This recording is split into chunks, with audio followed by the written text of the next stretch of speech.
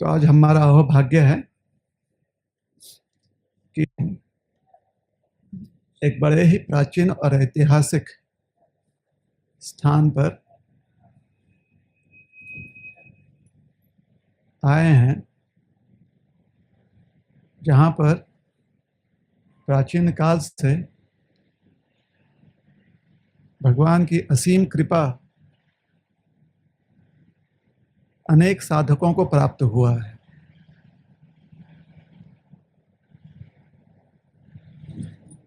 हमारे वैदिक संस्कृति में कुछ नदियां बड़ी पावन मानी गई हैं। अच्छा, आप लोगों को पता है हमारी संस्कृति में नदी जो है, हमेशा से नदी का स्वरूप स्त्री स्वरूप होता है। कभी आपने सोचा है कि कोई पुरुष स्वरूप हो सकता है? क्या लगता है आपको, कोई पुरुष स्वरूप है ना किसी जलाशय का?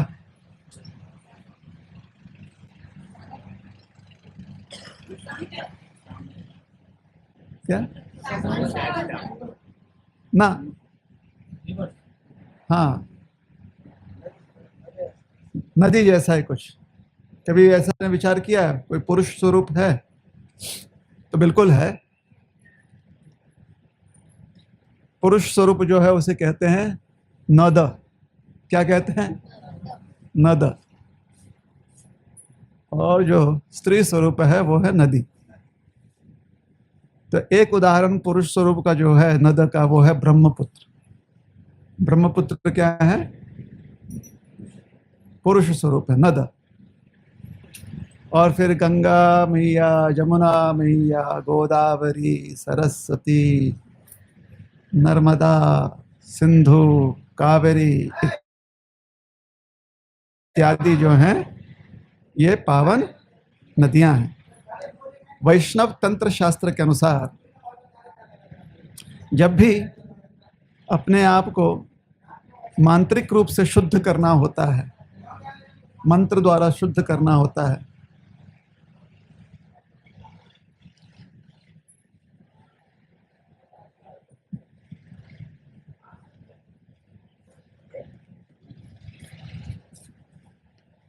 वैष्णव तंत्र सबको समझ में आता है कि नहीं आता है?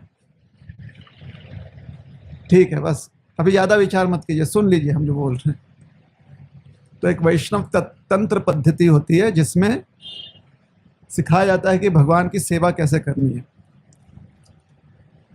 तो उसके अनुसार स्वयं को पावन करने के लिए, किसी भी वस्तु को पावन करने के लिए मंत्र रूप से पावन करने की प्रथा जो है समझाई गई है। मंत्र रूप से पावन किया जाता है।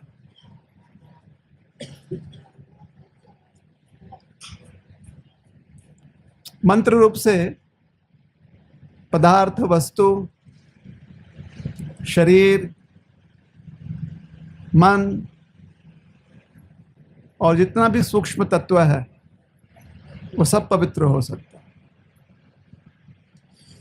तो आज हम एक पावन पवित्र नदी के तट पर स्थित हैं और वैष्णव दिनचर्या में इनका प्रतिदिन स्मरण किया जाता है।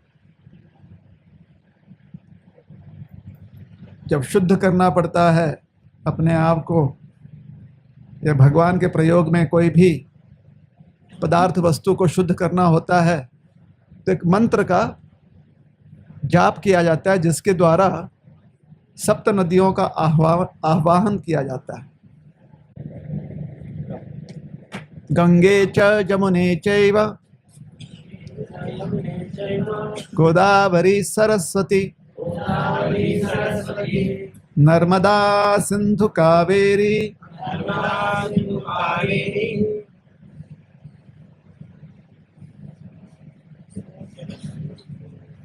अब बताएं आगे।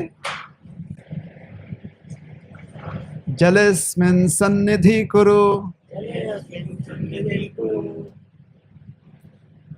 हे गंगा मैया, यमुना मैया, हे नर्मदा देवी, कावेरी, सरस्वती, गोदावरी, सिंधु आप सब अपने जल से यहाँ पर आकर प्रकट होकर इस तत्व को शुद्ध कीजिए। तो हम लोग नर्मदा नदी के तट पर हैं। एक बार महादेव जी देवी पार्वती के साथ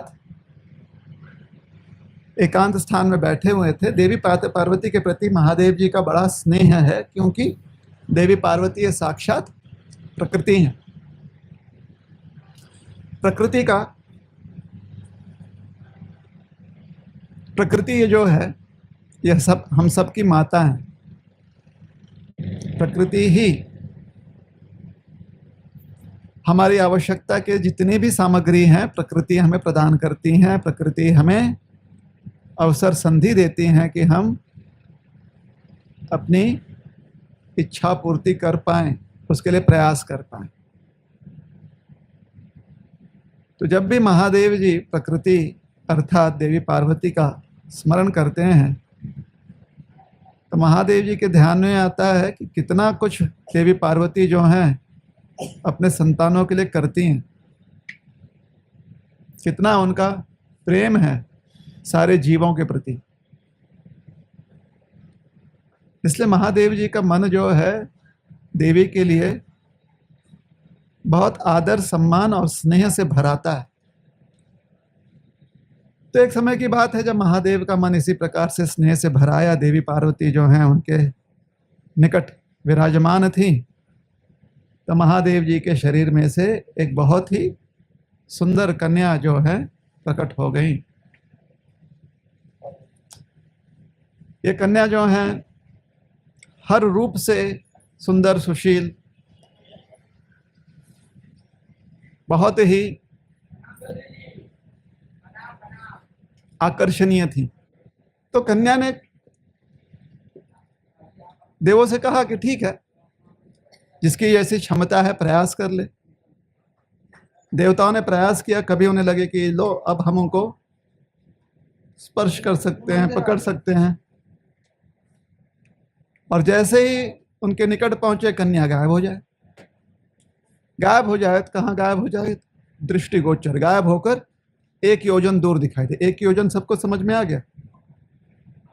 हाँ, जैसे प्रवचन में आप कभी कभी 10 योजन दूर चले जाते हो मन से। 10 योजन का मतलब समझ में आ रहा है? मन से आप कहीं और चले जाते हो, शरीर यहां पे रहता है। क्या आप में सिद्धि है बताइए? किसी और पशु प्राणी में ऐसी सिद्धि नहीं है। शरीर यहां पर, मन कहीं और।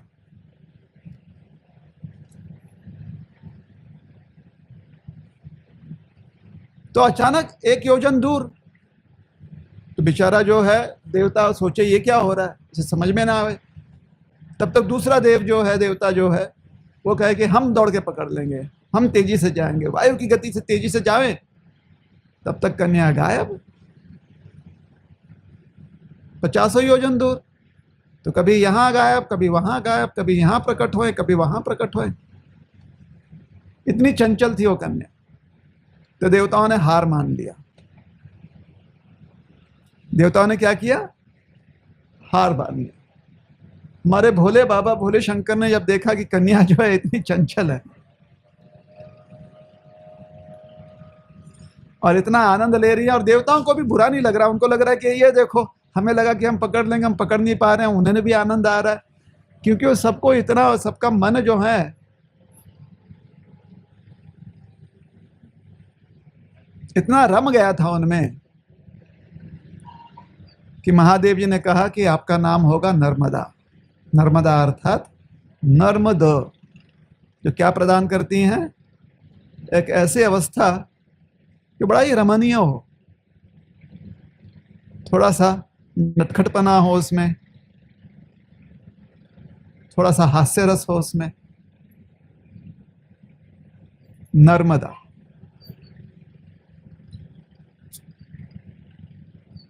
नर्मदा देवी ने देखा कि इतने सारे देवता जो हैं इच्छुक हैं कि कोई अपने पास रखना चाहे, कोई अपने पास रखना चाहे, लेकिन उनका मन किसी के पास न जाए।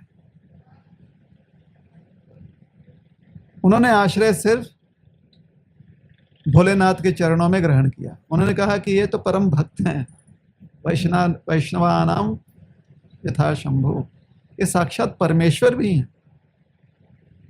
गुणावतार है।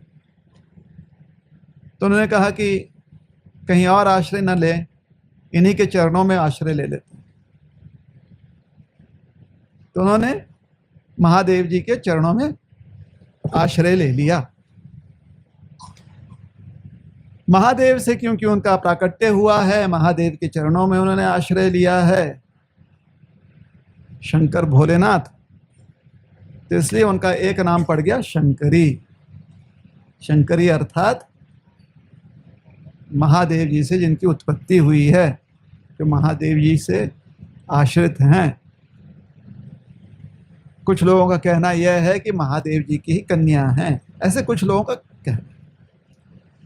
शंकरी का अर्थ यह भी होता है कि वो महादेव से इतनी जुड़ी हुई हैं, इतनी जुड़ी हुई हैं कि पूरी तरह से उनकी चेतना यही होती है कि कैसे हम सेवा करें, भूतेश्वर भूतनाथ जी की सेवा कैसे करें हम, यही उनकी अभिलाषा होती है। और यही अभिलाषा उनकी कैसे प्रकट होती है कि उनके जल में जितने भी कंकड़ हैं वो सब हैं, जितने भी नर्मदा के जल में कंकड़ वो सब हैं भोले शंकर।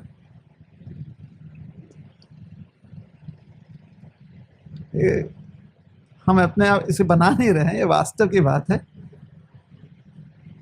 कि लिंग रूपी ऐसे नर्मदा में, नर्मदा देवी के पात्र से, उनके जल से, जल में जो भी पत्थर ऐसे पाए जाते हैं, माना जाता है कि साक्षात वो शिवलिंग है।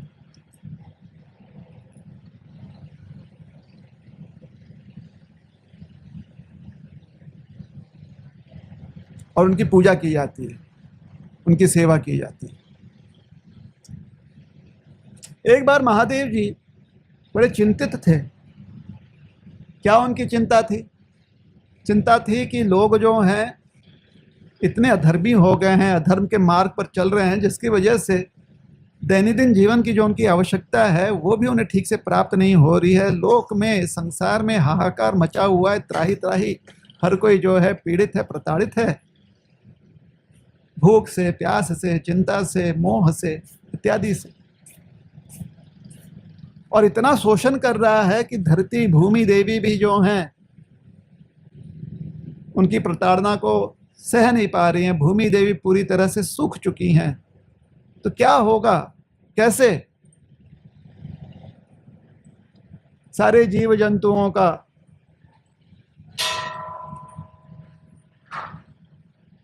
उनकी जीवन शैली कैसे चलेगी, यह विचार करके महादेव जी देवी पार्वती के साथ ऋक्षशैल पर्वत पर बैठकर तपश्चर्या करने लगे। महादेव जी ने इतनी घनघोर तपस्या की, इनकी इतनी घनघोर तपस्या की कि उनकी तपस्या के परिणाम स्वरूप महादेव जी को पसीना आ गया। और महादेव जी से जो पसीना आया वो देवी नर्मदा के रूप में प्रकट हुई।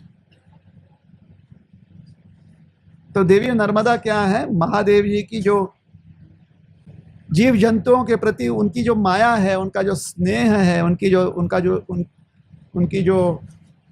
जो प्रेम है, चिंता है, उसकी प्रतीक मात्र है। वैष्णव का स्वभाव ही होता है कि वो भगवान की सेवा करे, इस पर ध्यान रखता है, और कैसे दूसरे जीवों की भी सेवा हो, कैसे दूसरे जीव भी जो हैं संसार के मोह से बचकर भगवान की सेवा में युक्त हो सकें, ये वैष्णव विचार करता है, सोच रखता है।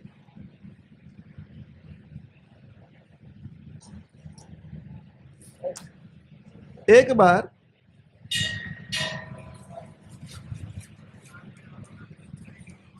नागलोक में बड़ी समस्या हुई,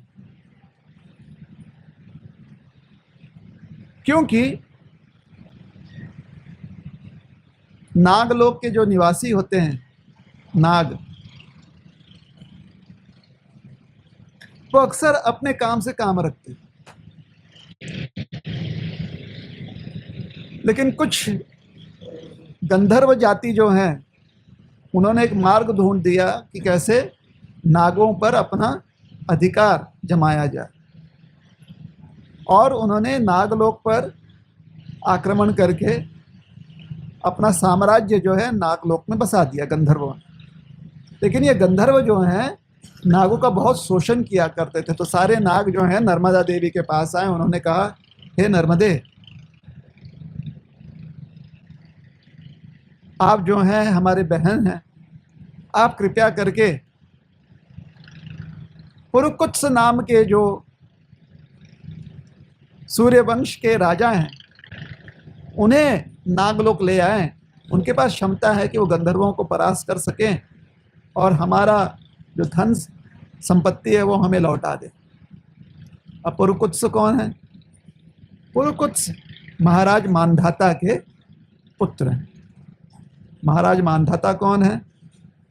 महाराज मानधाता सूर्यवंशी नरेश और विश्व सम्राट है। कहा जाता है कि महाराज मानधाता इतने धार्मिक वृत्ति के थे कि जब बहुत वर्ष राज्य करने के बाद उनका मन जो है भर गया और उनके मन में विचार आया कि संसार में सिर्फ अपना व्यवहारिक धर्म करना ही जीवन का लक्ष्य तो नहीं हो सकता। जीवन का लक्ष्य है परमार्थ, और परमार्थ का अर्थ है कि हम भगवान विष्णु के चरण को आश्रय ग्रहण करें, और भगवान विष्णु का चरणाश्रय तभी प्राप्त हो सकता है जब भक्तों का आशीर्वाद प्राप्त होगा। तो महाराज मानधाता ने विचार किया कि क्यों ना हम तपश्चर्या करें भोले शंकर को संतुष्ट करने के लिए। और महाराज मानधाता ने बहुत तपश्चर्या की, बहुत सेवा की भोले शंकर की। अपना साम्राज्य जो है त्याग दिया, अपने सुपुत्रों को साम्राज्य दे दिया।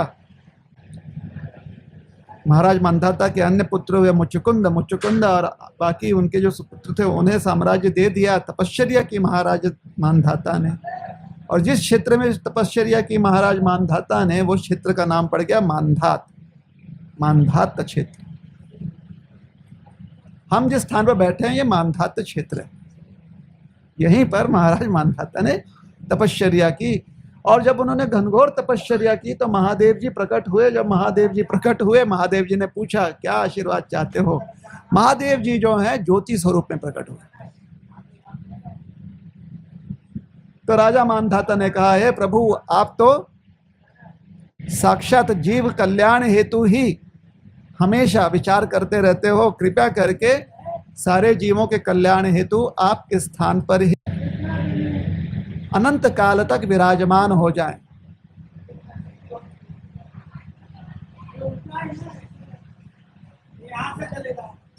तो अनंत काल तक विराजमान रहें ताकि लोग आपका दर्शन प्राप्त करके लाभ प्राप्त करें।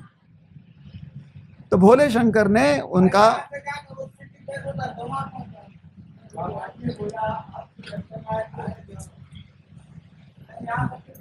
भोले शंकर ने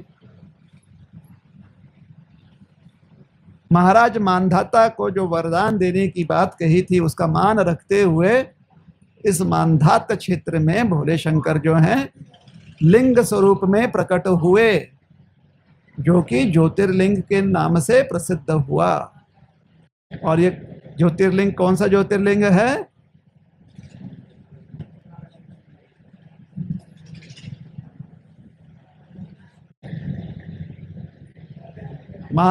जहां पर महाराज मानधाता तपश्चर्या कर रहे थे वो भूमि नर्मदा के बीच में एक टापू थी जिसका स्वरूप ओमकार की तरह था।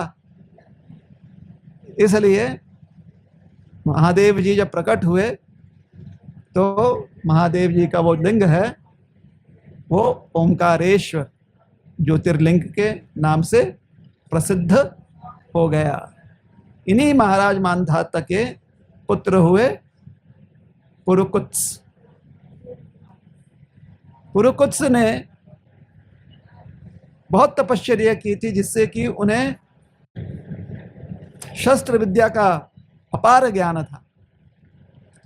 तो जब नागलोक के नाग देवताओं ने नर्मदा देवी से प्रार्थना की, तो नर्मदा देवी ने कहा कि हम कैसे उनसे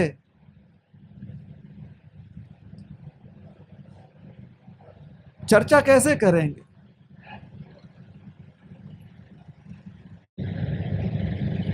और साथ ही साथ जब देवताओं ने नर्मदा देवी के सुंदर चरित्र को देखा, तो देवताओं ने नर्मदा देवी से प्रार्थना की कि कभी आप हम पर भी आशीर्वाद जो है अपना आशीर्वाद दे दीजिए, हमें भी अपने जल से स्पर्श कीजिए। तो उस समय नर्मदा देवी ने उनसे कहा था कि यह संभव नहीं है, क्योंकि मैं कुंवारी हूं। तो देवताओं ने विचार करके नर्मदा देवी से प्रार्थना की थी कि एक रास्ता है, आप क्यों नहीं महाराज पुरुकुत्स से विवाह कर ली, तत्पश्चात जो है आपका स्पर्श करके हमें भी आशीर्वाद मिल जाएगा, आपका जल स्पर्श हमें हो जाएगा, हमें आशीर्वाद मिल जाएगा। और साथ ही साथ नागलोक से ये प्रार्थना उन तक आई थी।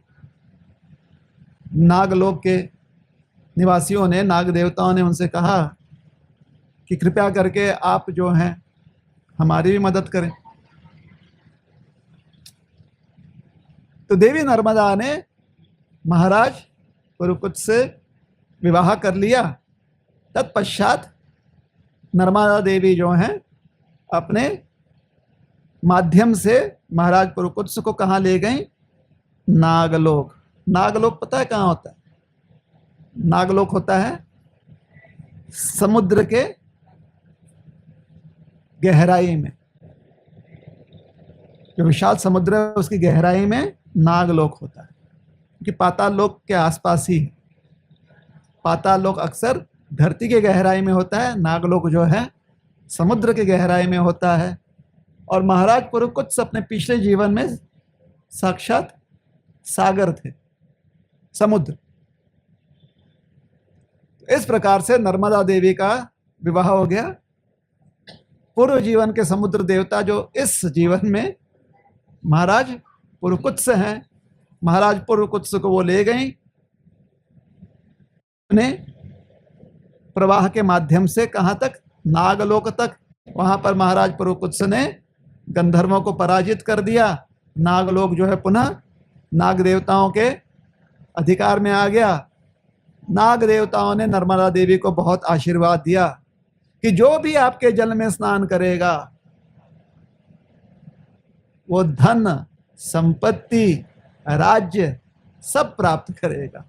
जो भी आपके जल का स्पर्श करेगा उसका मन निर्मल हो जाएगा और वो भगवत चिंतन में अपना मन लगा पाएगा। और बहुत सारा आशीर्वाद प्राप्त हुआ। सारा आशीर्वाद सुनकर आप क्या करोगे, है ना? इतना काफी है आपके लिए। धन संपत्ति मिल गया, मन शांत हो गया, और क्या चाहिए, है कि नहीं? इससे ज्यादा क्या चाहिए? चलिए, अच्छा स्वास्थ्य मिलेगा, ये भी आशीर्वाद दे दिया। ठीक है।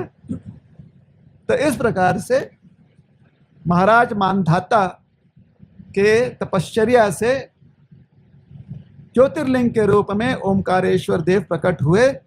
तभी तभी विंध्य पर्वत भी जो है वो भी तपश्चर्या कर रहे थे महादेव को प्रसन्न करने के लिए। महादेव प्रकट हुए। विंध्य पर्वत ने कहा, हमें आशीर्वाद दीजिए कि हम सुमेरु पर्वत से भी ऊंचे हो जाएं। महादेव ने आशीर्वाद दिया। विंध्य पर्वत इतने ऊंचे हो जाने लगी कि सूर्य चंद्र के मार्ग में अवरोध होने लगा। तो सारे जीव जंतु जो हैं परेशान हो गए। महादेव जी हैं भूतनाथ। महादेव जी ने अगस्त्य मुनि को बुला और कहा कि अगस्त्य मुनि, आप देखिए कुछ मार्ग निकालिए। अगस्त्य मुनि जो है विंध्य पर्वत के पास आए। विंध्य पर्वत से उन्होंने प्रार्थना की कि हे विंध्य, हमें जाना है दक्षिण, और तुम पड़ गए हो इतने ऊंचे, और तुम्हें इतना भी शिष्टाचार नहीं है कि जब कोई ऋषि मुनि आए तो नतमस्तक होकर उनका स्वागत करो। विंध्य पर्वत ने कहा, ऋषिवर क्षमा कीजिए, ये हम आपको विनम्रतापूर्वक नतमस्तक होते हुए हम आपको प्रणाम करते हैं। विंध्य पर्वत झुक गए। अगस्त्य मुनि ने कहा, विंध्य पर्वत अभी तो झुक रहे हो, लेकिन जब हम लौटेंगे तो फिर वापस तुम्हारी ऊंचाई जो है और बढ़ जाएगी, हमें तकलीफ होगी। तो विंध्य पर्वत ने कहा, जब तक आप वापस नहीं आओगे तब तक हम ऐसे ही झुके रहेंगे। अगस्त्य मुनि ने कहा, तथास्तु। अगस्त्य मुनि दक्षिण में चले गए, वापस कभी लौटे ही नहीं। विंध्य पर्वत जो है झुके के झुके रह गए विनम्र स्वरूप में। महादेव जी ने आके कहा, शरीर से खाली विनम्र होकर फायदा नहीं है, मन से भी विनम्र हो जाओ।